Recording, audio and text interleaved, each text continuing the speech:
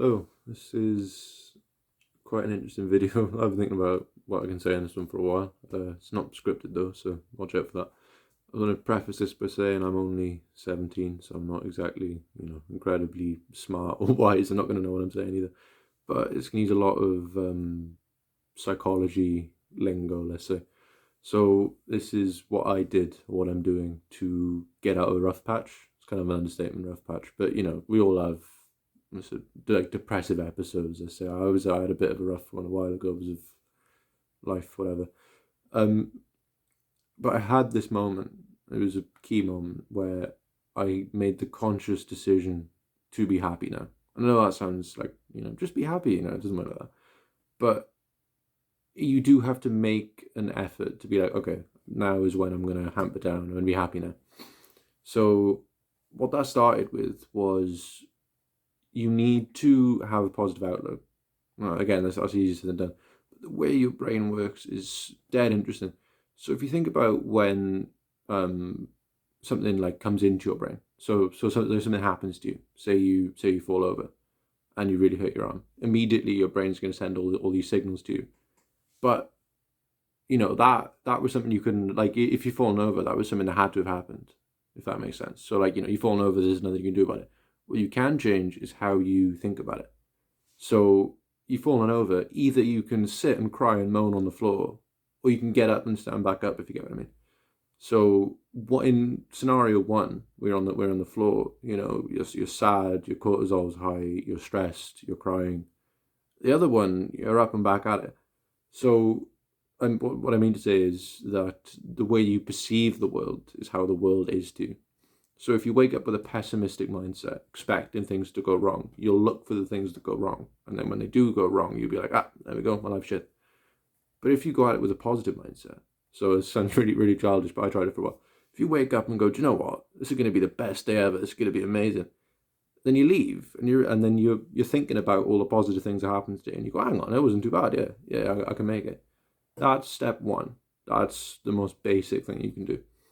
Another thing is you need to get rid of any other pessimistic people because you can affect how you think about the world. But if other people convince you that the world is shit as well, you gotta get rid of those. You can't have mates telling you like, oh, really dull. I mean, it's fine for them to be sad, but if they're always down and out and bad, it's just you can't be having that. So don't do that. Another thing is, and this is where all the weird psychology lingo comes in, is you need to respect your inner child.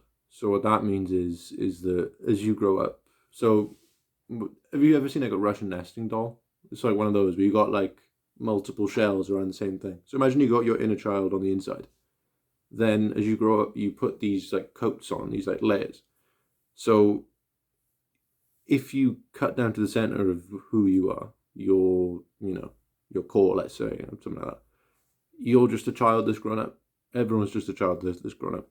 So you need to kind of let that out every now and then. So, just do like basic fun things that you enjoy to do, like, I don't know, build Lego or something.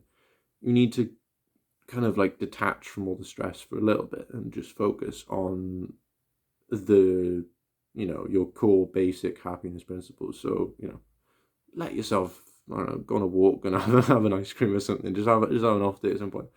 It's really important to try and shelter that. So think about if you're being harsh on yourself, you're kind of being harsh on a child, if that makes sense in a weird way. So treat yourself. Don't like pamper yourself, but don't be overly pessimistic of yourself all the time. Try and like bring yourself up as if you're trying to like raise yourself like you'd raise a kid. Do you know what I mean? So in that sense, yeah, if you do all those things, you'll be a bit better off. That's what I did. I feel pretty good now, to be honest. I probably would have had the confidence to record myself, ranting at a crappy phone camera without doing it.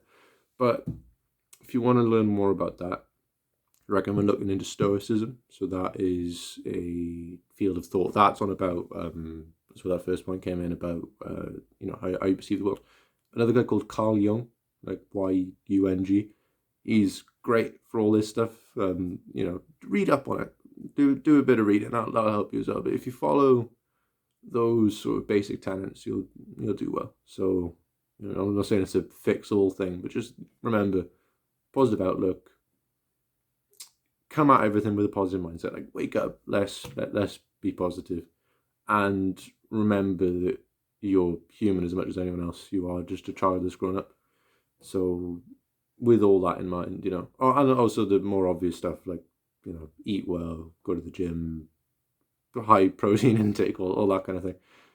Do all the basic, like, you know, physical remedies as well first. But if you do all that, you'll be all right. And get rid of anyone who's telling you that's not the case. I mean, if someone's like, you know, like, oh, we got a really bad day today, it's raining, you know, you want to have one of those mates who's like, oh, it's raining, sick, we'll have a game inside. Do you know what I mean?